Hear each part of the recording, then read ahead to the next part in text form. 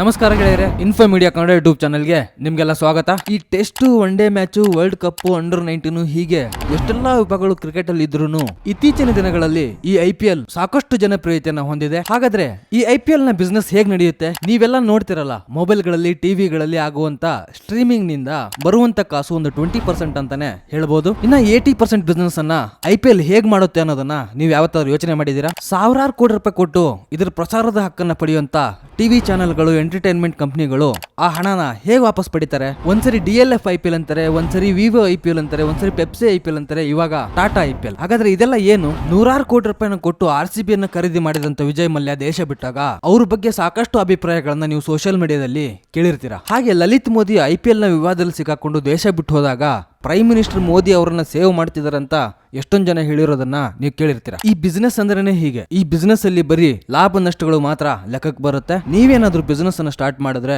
ಅದು ಲಾಭ ಮಾಡಿದ್ರೆ ಮಾತ್ರ ಆ ಬಿಸ್ನೆಸ್ ನಿಮ್ಮ ಹತ್ರ ಇರುತ್ತೆ, ಇಲ್ಲ ಅಂದ್ರೆ ನಿಮ್ ಕೈ ತಪ್ಪು ಹೋಗುತ್ತೆ. ಇದು ಸ್ಟಾರ್ಟ್ ಆದ 10 ವರ್ಷಗಳಲ್ಲಿ 90,000 ಕೋಟಿ ಬ್ರ್ಯಾಂಡ್ ವ್ಯಾಲ್ಯೂವನ್ನು ಹೊಂದುತ್ತಂದ್ರೆ ಅದಕ್ಕೆಲ್ಲ ನೇರ ಕಾರಣ ನೀವೇ ಅಂತ ಹೇಳೋದಕ್ಕೆ ನಾನು ಇಷ್ಟಪಡ್ತೀನಿ. ನೀವಿನ ನಮ್ಮ info media Kannada YouTube channel ಅನ್ನ ಸಬ್ಸ್ಕ್ರೈಬ್ ಮಾಡ್ಕೊಂಡಿಲ್ಲ ಅಂದ್ರೆ ಈ ಕೂಡಲೇ ಸಬ್ಸ್ಕ್ರೈಬ್ ಮಾಡ್ಕೊಂಡು ಸಪೋರ್ಟ್ ಮಾಡಿ ಅಂತ ಹೇಳ್ತಾ, ಇನ್ನ ತಡ ಮಾಡೋದ್ ಬೇಡ, ಇವತ್ತಿನ ವಿಷಯನ ನಾವು ನೋಡ್ಬಿಡೋಣ ಬನ್ನಿ. ಈ IPL ಸ್ಟಾರ್ಟ್ ಆಗೋಕ್ಕೂ 1 ವರ್ಷ ಮುಂಚೆ ಅಂದ್ರೆ 2007ರಲ್ಲಿ ಜಿ ಎಂಟರ್ಟೈನ್ಮೆಂಟ್ ಎಂಟರ್ಪ್ರೈಸಸ್ ಅನ್ನೋ ಕಂಪನಿ ಒಂದು ಕ್ರಿಕೆಟ್ ಆಟದ ಪಂದ್ಯವನ್ನ ಏರ್ಪಡಿಸುತ್ತೆ. ಅದರ ಹೆಸರು ICL. ಇದು ಶುರುವಾದಾಗ ಈ ಸಿಟಿಗಳ ಮಧ್ಯೆ ಈ ಪಂದ್ಯವನ್ನ ಆಯೋಜಿಸಲಾಗುತ್ತೆ. ಅಂದ್ರೆ ಇವಾಗ Chennai, RR, royal Challengers Bengaluru, Mumbai Indians, ಹೀಗೆ ಈ ರಾಜ್ಯಗಳ ಮಟ್ಟದಲ್ಲಿ ನಾವೇನು ಇವತ್ತು IPL ಅನ್ನ ನೋಡ್ತಾ ಇದೀವಿ, ಹಾಗೆ ಅಂದಿನ ಸಮಯದಲ್ಲಿ ಬೆಂಗಳೂರು, ದಾವಣಗೆರೆ, ಹುಬ್ಳಿ ಈ ತರ ಸಿಟಿಗಳ ಮಧ್ಯೆ ಈ ಪಂದ್ಯವನ್ನ ಆಯೋಜಿಸಲಾಗಿರುತ್ತೆ. ಹೀಗೆ ಶುರುವಾದ ಇಂಡಿಯನ್ ಕ್ರಿಕೆಟ್ ಲೀಗ್ ಅಂದ್ರೆ ICL BCCI ಅಂದ್ರೆ board of control for cricket in India ಇದರಿಂದ ಆಗ್ಲಿ ಅಥವಾ ICC ಅಂದ್ರೆ ಇಂಟರ್ನ್ಯಾಷನಲ್ ಕ್ರಿಕೆಟ್ ಕೌನ್ಸಿಲ್ ನಿಂದ ಆಗ್ಲಿ ಯಾವುದೇ ಮಾನ್ಯತೆಯನ್ನ ಪಡ್ಕೊಂಡಿರಲ್ಲ. ಈ ಕ್ರಿಕೆಟ್ ಅಂದ್ರೆ ನಾವು ನೀವೆಲ್ಲ ಊರುಗಳ ಆಟ ಆಡ್ತಿದ್ವಲ್ಲ, ಆ ತರ ಹವ್ಯಾಸಕ್ಕಾಗಲಿ ಅಥವಾ ಮನೋರಂಜನೆ ಆಗ್ಲಿ ಈ ಕ್ರಿಕೆಟ್ ಇವತ್ತು ಉಳ್ಕೊಂಡಿಲ್ಲ.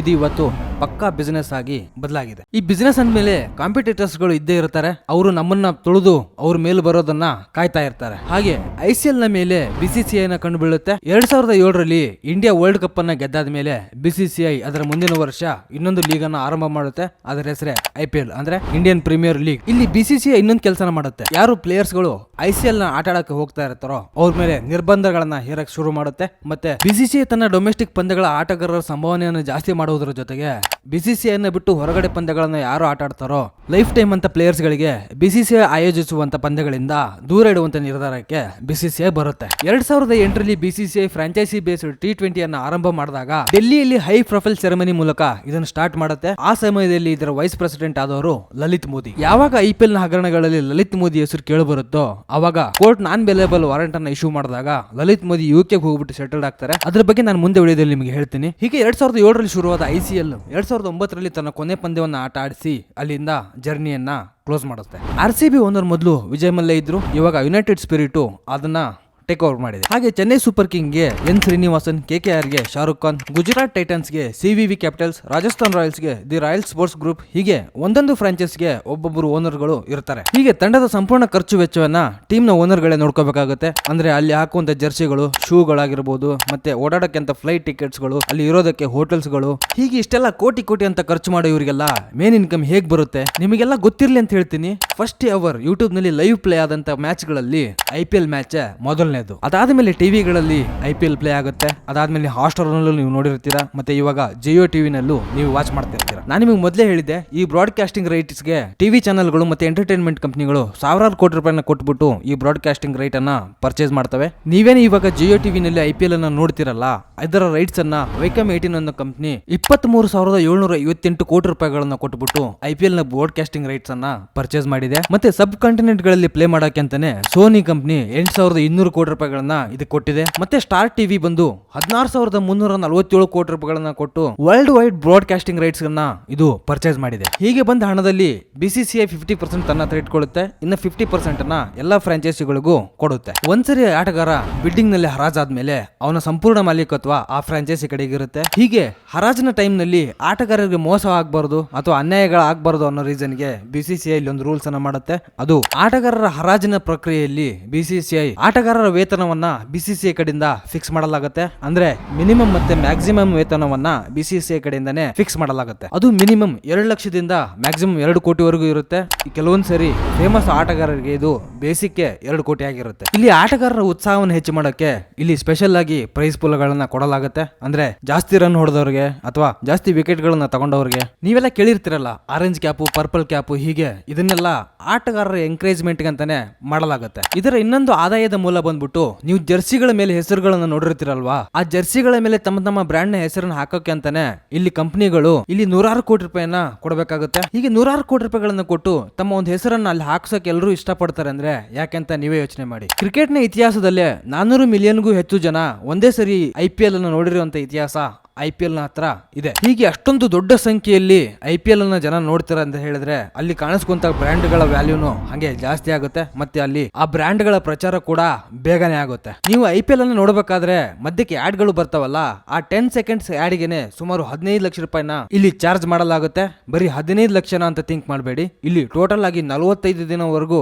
ನೀವು ಅದನ್ನ ಯೋಚನೆ ಮಾಡಿದ್ರೆ ತುಂಬಾ ದೊಡ್ಡ ಮೊತ್ತ ಇಲ್ಲಿ ಕಲೆಕ್ಟ್ ಆಗುತ್ತೆ. ಹಾಗೆ ನೀವೇನ್ ಗ್ರೌಂಡ್ ಗಳಲ್ಲಿ ಹೋಗ್ಬಿಟ್ಟು ಟಿಕೆಟ್ ನ ಖರೀದಿ ಮಾಡ್ಬಿಟ್ಟು IPL ಅನ್ನು ನೋಡ್ತಿರಲ್ಲ, ಅದರಲ್ಲಿ 80% ಅಮೌಂಟ್ ಆ ಹೋಮ್ ಗ್ರೌಂಡ್ ನ ಟೀಮ್ ಹೋಗುತ್ತೆ. ಮತ್ತೆ ಇನ್ನು 20% ಅಲ್ಲಿ ಗ್ರೌಂಡ್ ನ ಓನರ್ ಹೋಗುತ್ತೆ. ಮತ್ತೆ ನೀವೆಲ್ಲ ಕೇಳ್ತಾ ಇರ್ತೀರಲ್ಲ, IPL ಯಾವಾಗ್ಲೂ ಬರೀ IPL ಅಂತಾನೆ ಕರೆಸ್ಕೊಳ್ಳಲ್ಲ. ಅದು ಒಂದ್ಸರಿ DLF IPL ಆಗಿರುತ್ತೆ, ಒಂದ್ಸರಿ ಪೆಪ್ಸಿ IPL ಆಗಿರುತ್ತೆ, ಮತ್ತೆ ಇನ್ನೊಂದ್ಸರಿ ವಿವೋ IPL ಆದ್ರೆ ಇವಾಗ ಟಾಟಾ IPL.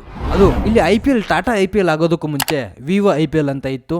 ಯಾವಾಗ ಭಾರತ ಮತ್ತೆ ಚೈನಾದ ನಡುವೆ ಸಂಘರ್ಷಗಳು ಸ್ಟಾರ್ಟ್ ಆಗಿ ಅಲ್ಲಿ ವಿವೋ ಚೈನಾದ ಕಂಪನಿ ಆಗಿದ್ದರಿಂದ ಅಲ್ಲಿ ಅದನ್ನ ಎಂಡ್ ಮಾಡಿ ಇವಾಗ ಟಾಟಾ IPL ಅಂತ ಕರೆಯಲಾಗುತ್ತೆ.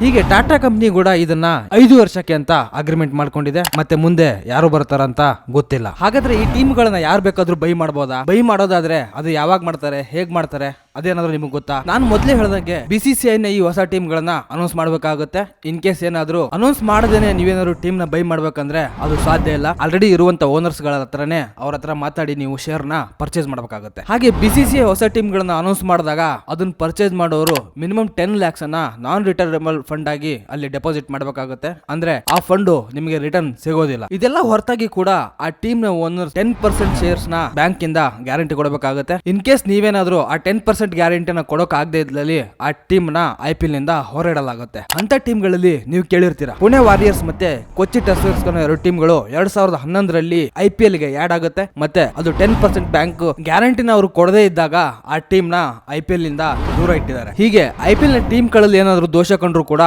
BCCI ಆ ಟೀಮ್ ನ 2 ವರ್ಷ ಬ್ಯಾನ್ ಮಾಡುತ್ತೆ. ಅಂತದ್ರಲ್ಲಿ ಬೆಸ್ಟ್ ಎಕ್ಸಾಂಪಲ್ CSK ಮತ್ತೆ ರಾಜಸ್ಥಾನ್ ರಾಯಲ್ಸ್. ಈ 2 ಟೀಮ್ಗಳು ಮ್ಯಾಚ್ ಫಿಕ್ಸಿಂಗ್ ನ ಆರೋಪದ ಮೇಲೆ 2 ವರ್ಷ ಬ್ಯಾನ್ ಆಗಿತ್ತು. ನಿಮಗೆ ನೆನಪಿರುತ್ತೆ, 2016ರಲ್ಲಿ CSK ನ ಬ್ಯಾನ್ ಮಾಡಲಾಗಿತ್ತು. ಈ ಮ್ಯಾಚ್ ಫಿಕ್ಸಿಂಗ್ ಅಂತ ಸ್ಕ್ಯಾಮ್ಗಳು ಬರೀ IPL ಟೀಮ್ ಗಳಿಗೆ ಮಾತ್ರ ಸೀಮಿತವಾಗಿಲ್ಲ. ನಾನು ಆವಾಗಲೇ ಹೇಳಿದ್ದೆ, ಲಲಿತ್ ಮೋದಿ ಕೂಡ ಇದೇ ತರದ ಸ್ಕ್ಯಾಮ್ ಗಳಲ್ಲಿ ಸಿಕ್ಕಾಕೊಂಡು ದೇಶನ ಬಿಟ್ಟು ಹೋದ್ರು. ಅವರು ಮಾಡಿದಿಷ್ಟೇನೆ. IPL ಟೀಮ್ ನ ಹರಾಜಿನ ಟೈಮ್ ಅಲ್ಲಿ 2 ಕಂಪನಿಗಳು IPL ಟೀಮ್ ನ ಬೈ ಮಾಡಕ್ ಬರುತ್ತೆ. ಆದ್ರೆ ಲಲಿತ್ ಮೋದಿ ಅವರು ತಾವು ಬಯಸಿದ ಕಂಪನಿಗೆ ಆ ಟೀಮ್ ನ ಓನರ್ಶಿಪ್ ಅನ್ನ ಕೊಡೋದಕ್ಕೆ ಬಯಸ್ತಾರೆ. ಸೊ ಇಲ್ಲಿ ಅಪೋಸಿಷನ್ ಟೀಮು ಜಾಸ್ತಿ ಬಿಲ್ಡಿಂಗ್ ಮಾಡೋದ್ರಿಂದ ಲಲಿತ್ ಮೋದಿ ಅವರು ಮಧ್ಯೆ ಹಸ್ತಕ್ಷೇಪ ಮಾಡಿ ತಾವು ಬಯಸಿರುವಂತ ಕಂಪನಿಗೆನೆ ಈ IPL ತಂಡವನ್ನ ನೀಡ್ತಾರೆ. ಅದಾದ್ಮೇಲೆ ಈ ಸ್ಕ್ಯಾಮ್ ಗಳೆಲ್ಲ ಹೊರಬಂದು ಲಲಿತ್ ಮೋದಿ ಅವರ ಮೇಲೆ ಮಾಡಿರುವಂತ ಆರೋಪ ಕನ್ಫರ್ಮ್ ಆದಾಗ ಕೋರ್ಟ್ ಇವರಿಗೆ ನಾನ್ ಬೇಲೇಬಲ್ ವಾರೆಂಟ್ ಅನ್ನು ಇಶ್ಯೂ ಮಾಡುತ್ತೆ. ಆಗ ಲಲಿತ್ ಮೋದಿ ಯುಕೆಗೆ ಪರಾರಿ ಆಗ್ತಾರೆ. ನೀವೇನಾದ್ರೂ ಯೋಚನೆ ಮಾಡಿದೀರಾ? ನೀವೇನಾದ್ರು ಬೆಟ್ಟಿಂಗ್ ಅನ್ನ ಆಚೆ ಕಡೆಯಿಂದ ಆಡಿ ತಗಲಾಕೊಂಡ್ರೆ ನಿಮ್ಮನ್ನ ಜೈಲಿಗೆ ಕಳಿಸು ನಮ್ಮ ಸಿಸ್ಟಮ್. ಅದೇ ಡ್ರೀಮ್ ಲೆವೆನ್ ಅಂತ ಕಂಪನಿಗಳಿಗೆ ಪರ್ಮಿಷನ್ ಕೊಟ್ಟು ನಿಮ್ಮಿಂದಾನೆ ಬೆಟ್ಟಿಂಗ್ ಆಟ ಆಡಿಸ್ತಾರೆ. ನೀವೇನಾದ್ರೂ ಜೂಸ್ ಅನ್ನ ಆಚೆ ಕಡೆಗೆ ಆಡಿ ತಗಲಾಕೊಂಡ್ರೆ ಅದು ಇಲ್ಲಿಗಲ್ಲು. ಅದನ್ನೇ ನೀವು ಆನ್ಲೈನ್ ಅಲ್ಲಿ ಆಟ ಆಡಿದ್ರೆ ಅದು ಲೀಗಲ್. ಇದೆಲ್ಲ ಯಾಕೆ ಹಿಂಗೆ ಅಂತ ನೀವೇನಾದ್ರು ಯೋಚನೆ ಮಾಡಿದೀರಾ? ಅದರ ಬಗ್ಗೆ ನನ್ನ ಮುಂದಿನ ವಿಡಿಯೋದಲ್ಲಿ ನಿಮಗೆ ಸಂಪೂರ್ಣವಾಗಿ ತಿಳಿಸ್ಕೊಡ್ತೀನಿ. ಅಲ್ಲಿವರೆಗೂ ನೀವೇನು ನಮ್ಮ ಚಾನಲ್ ಅನ್ನ ಸಬ್ಸ್ಕ್ರೈಬ್ ಮಾಡ್ಕೊಂಡಿಲ್ಲ ಅಂದ್ರೆ ಈ ಕೂಡಲೇ ಸಬ್ಸ್ಕ್ರೈಬ್ ಮಾಡ್ಕೊಳ್ಳಿ ಅಂತ ನಿಮ್ಗೆ ಹೇಳ್ತಾ ಈ ವಿಡಿಯೋನ ಇಲ್ಲಿಗೆ ಮುಗಿಸ್ತಾ ಇದ್ದೀನಿ. ಎಲ್ರಿಗೂ ನಮಸ್ಕಾರ.